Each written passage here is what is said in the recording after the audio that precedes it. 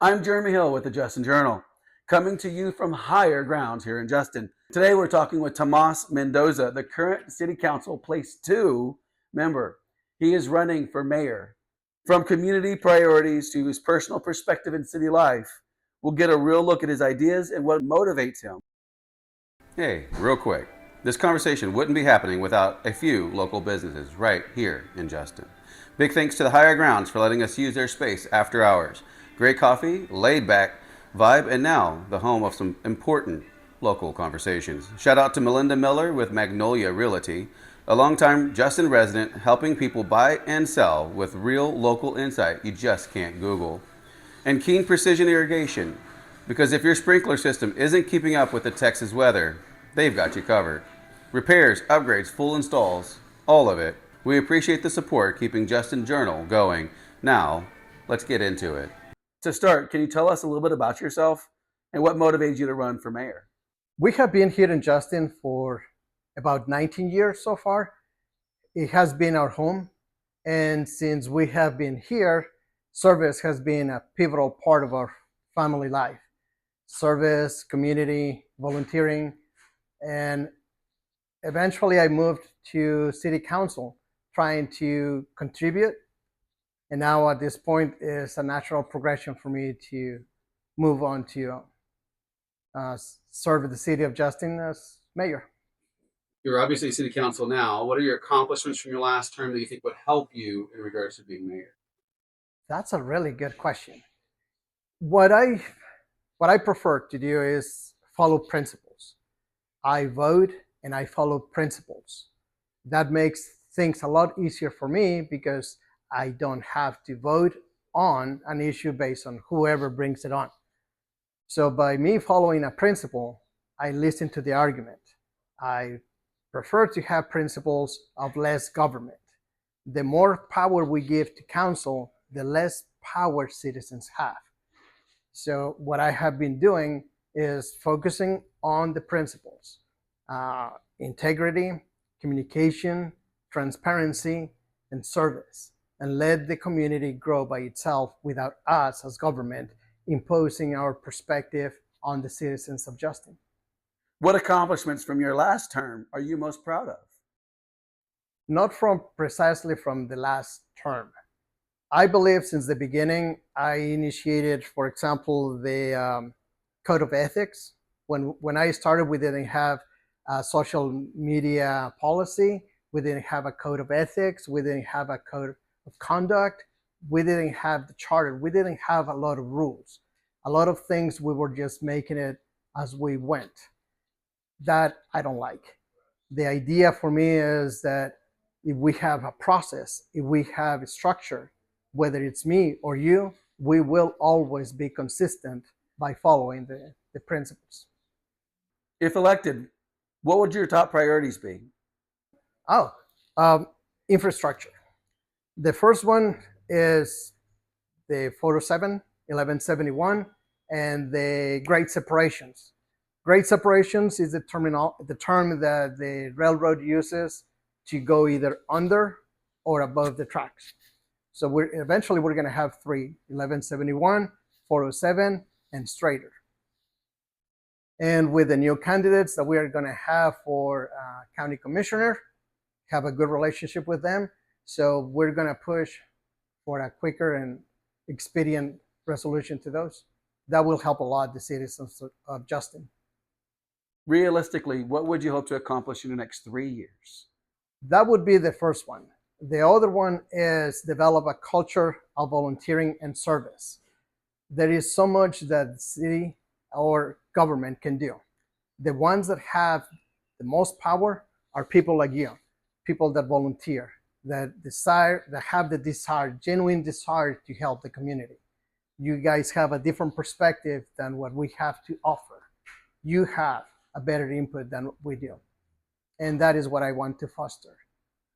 Looking further ahead, where do you see Justin in the next 5 or 10 years? We're going to have double the population, double the trouble. We're going to have more traffic, more people that are coming in.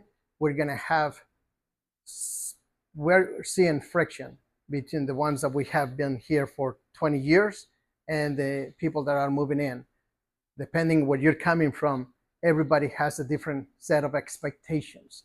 The way we do things in Texas is different. Our way of life, the way we do things here in Justin, the slow moving kind of calm life might not be so. Currently, I can go anywhere in 5 minutes. Pretty soon it's going to be 10 minutes or 15 minutes. And eventually I'm going to be calling you to let you know that I'm running late. So we're going to have to figure out a way to integrate the community, to foster, to develop some kind of unity. I believe that if we connect the city, the parks, trails, if we have all that connectivity, stuff that people can do on the weekend without city involvement, the farmers market, activities like that, that's what brings and will continue to bring people together. That sense of community, it's something that government or city hall can never provide. It has to be developed and fostered by the citizens. What do you see as the biggest challenge or headwind facing Justin right now and the person who wins this race? Friction. We have to bring the city, we have to foster unity. If we continue to have the city the way we are going, we're going to end up with a city that is split along different lines. But if we allow to have a city that is split, that's going to create more headaches and challenges in the future. What do you believe is the proper role of local government, and how should taxpayers' dollars be prioritized? The role of government is to be as minimal and not intrusive at all. A good example for this is the Gaston House. The Gaston House 5-year project, and look how much it has progressed in the last 6 months. All once the city got out of the way, the whole project took off the ground. A lot of things are like that. A lot of the problems that we are trying to solve, for better or for worse, are caused by us. The road to hell is paved with good intentions. The less government, the better. That is going to be the most, and is the most difficult part to address. Taxes. The government doesn't create money. We don't make money. The only money that we get is the one that we tax. And it's always going to be a balance between services that we provide and the level of taxes that we're collecting. That's one part. So if we want to have, for example, years ago, the city of Justin had animal services. There was a budget decision along with other issues. We don't have that service anymore. We have tried 2 or 3 times to bring it back. And there was always a concern coming down to budget. So what level of services are we going to provide? What level of services citizens are expecting? Currently, whatever, take your pick, everything has a price. And that means that if we're going to have animal control, we're going to have to generate the revenue, which means taxes. If we don't want to raise taxes, then we don't have that. If we want to further cut the taxes, then that means that we're going to have to cut services. Animal control is gone. Library could be another one, or other, and I'm just using those as examples. There's been a discussion around term limits here in Justin. Do you think Justin should consider changes to the mayoral term limits? The idea of having term limits applies pretty much to everybody, and that is the consensus that Texans, citizens of Bordeaux have. The advantage is that we always get new, fresh blood. Otherwise, you're going to get stuck with you the whole time, or with me. It could be good, it could be bad. If we could ensure that a leader or an elected official will always be as good as at the beginning, then the better. But there is no guarantee. By having term limits, you're giving me time. It's like, hey, you only have 1, 2, or 3 terms to fulfill whatever you can, and then move on to something else. We need more new perspectives. We need new people. And there's more people coming in that they have different ideas, stuff that we have not considered before. It's their opportunity, other than just having stale ideas coming from the same people that have been here for a long time. So yes, I do support term limits. With residents increasingly asking for transparency, what specific changes would you support to ensure the community stays informed? Huh, good thing about this. I was writing about it the other night. And the type of transparency that most people are familiar with is the one where we show, when you have the video, or when people are telling you we are doing this, or when we have the minutes. That is the typical, the most common type of transparency that we have. There is another type of transparency that I favor, and that is one where we explain exactly what we are doing, why we are doing it, and how we are doing it. That is the approach that I use at work. In cases of emergency, high value, high visibility, high money loss, depending on the situation, then I will ask, we can do this in 5 minutes, and then I'll explain to you later. If we have time, I'll explain to you what's going on and how we can address it and give you options. This one, we can do it in 3 hours, and then we can take the whole system down, and then you're going to calculate the loss or the impact to your business, and then decide, we're going to wait for this and do it tonight. That is the type of transparency that I favor. When we see an increase of freedom of FOIA, freedom of information requests, is because the citizens either don't trust City Hall or they don't know enough. They don't get enough information. That is the measure that I use. When I have people asking me after the city council or over the weekend, what the heck are you guys doing? Or why didn't you do this? Regardless of how much we are posting or emailing or whatever, it means that we are not providing enough transparency. So that is the type of transparency that I favor. One that shows the citizens why we are doing it, how we are doing it, and why we are doing things. The challenge, though, is to figure out how we can communicate. Some people prefer email, others text. And despite all the means that the city has to provide information, people still go on social media and ask, what the heck is going on? And people have been notified. So either they don't get the right or the proper notification, or the notifications are being ignored among the noise. So, how would you solve that problem if they're not getting the right information? We're going to have to do more. What I have found is that the means that work better for me is to look and to seek direct contact.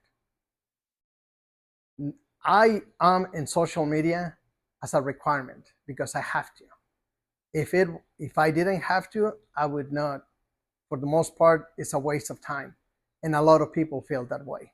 If we notice, if we pay attention on social media, it's always the 20 or 40 people that are always involved. Everybody else, tune it out. And some people in the past have suggested to do it on the water bill, and that might work, but there is only so much that you can put on the back. Others have suggested to do an old-fashioned paper mail. That might work, but other people prefer online. The city currently has an alert system where you can get emails, where you can get text messages, and not that many people use it. I have everything because I have to make sure that all the system, all the notifications work. I don't use my city email because that is always going to work. I use my personal email, my personal cell phone. That way I know that if I get the notifications, the citizens get notifications, but I'm paying attention. Other people we have to see how other people expect the communication. One of the things that I learned and in my job is this: I can be the expert.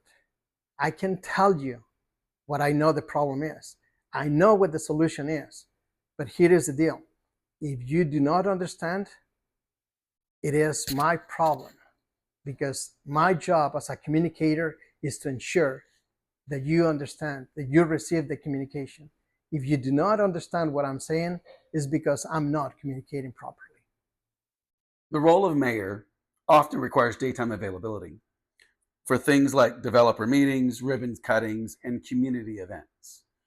What does your daytime availability look like? That has always been a challenge for me. For the most part, my job is during the daytime. I have on call, but when I have everything in advance, I can always make arrangements. I can always make changes or quick adjustments to my schedule.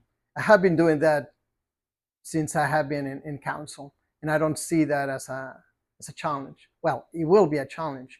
I don't see it as an impediment. What is your overall approach to staying accessible and maintaining consistent engagement with residents?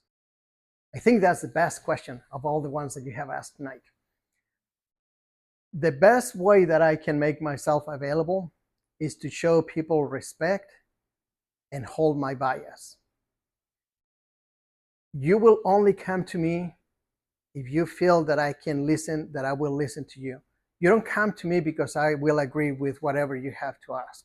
You will come to me if you feel that I listen. If we can disagree or we can agree. If I treat you with respect, with consideration, if I treat you as an equal or as my boss, because technically you are, I believe that is the way that we can become and we can remain accessible to citizens. Citizens, they don't get involved, in my opinion, either because it doesn't make a difference, nobody cares, or I don't listen. What's the point? The moment that people understand, the moment that people feel, and people are really smart, they can tell.